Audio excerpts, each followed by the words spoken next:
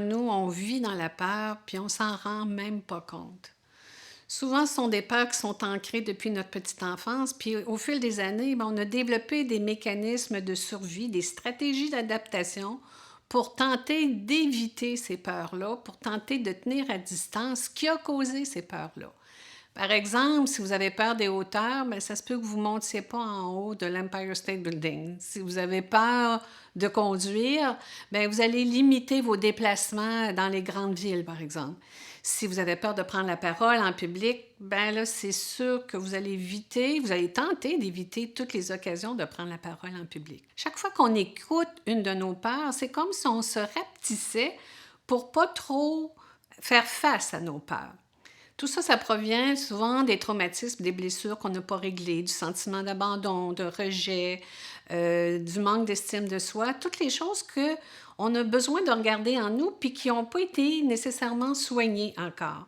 Donc, on développe des mécanismes compensatoires pour éviter d'y faire face. Mais au fil du temps, ces mécanismes-là, ils deviennent très lourds à porter.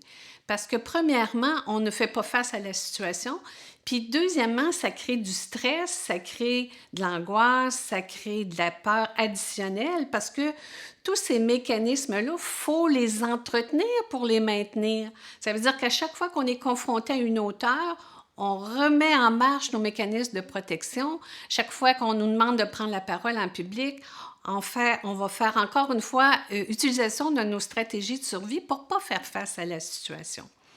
On érige aussi des murs autour de nous, ou en tout cas une carapace, pour tenter d'éviter que les autres nous jugent, pour tenter d'éviter d'avoir mal, pour tenter de faire en sorte qu'on ne soit pas trop confronté à ces blessures-là. Mais ce qu'on oublie, c'est que quand on érige ces murs-là, on ne fait pas juste tenter de se protéger de ce qui peut nous faire du mal, on se protège aussi de ce qui peut nous faire du bien. C'est-à-dire qu'on se ferme aux belles choses que la vie peut nous apporter, aux belles rencontres, parce qu'on tient les autres à distance par toutes sortes de mécanismes comme la colère, l'indifférence, la fuite, le jugement, la critique, le boudage, peu importe. Puis pendant ce temps-là, ben, ça vient compliquer toutes nos relations parce que là, c'est la peur qu'on écoute plutôt que d'écouter ce qui pourrait venir du cœur, justement. Plus on cherche à éviter de souffrir, plus on souffre. C'est un vrai cercle vicieux parce que tout ce qu'on met en place pour éviter de souffrir, ça va nous créer une charge additionnelle parce qu'on a peur, en plus, que ces mécanismes-là ne soient pas assez puissants pour fonctionner.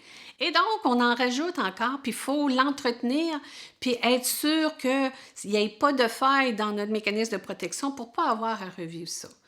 C'est le grand sage indien Ramana Maharshi qui disait « Tout ce qui doit arriver arrivera, peu importe tous vos efforts pour l'en empêcher. Et tout ce qui ne doit pas arriver n'arrivera pas, peu importe tous vos efforts pour que ça arrive. » Alors finalement, on comprend que peu importe nos efforts, ce qui doit arriver va arriver.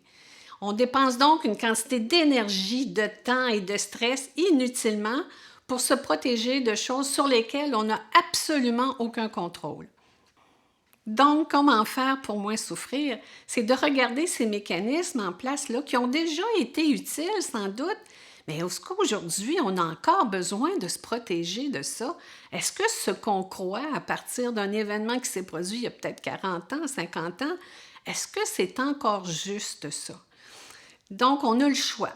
Soit on affronte notre peur une fois, puis on la regarde en face, puis on la traverse, puis finalement, on va se rendre compte qu'elle n'était même pas si grave que ça. Ou soit on la fuit 1000 fois, 10 000 fois dans notre vie, puis qu'à chaque fois, on augmente nos mécanismes de protection. Vous savez, derrière chaque peur, il y a un grand cadeau, ça s'appelle la liberté.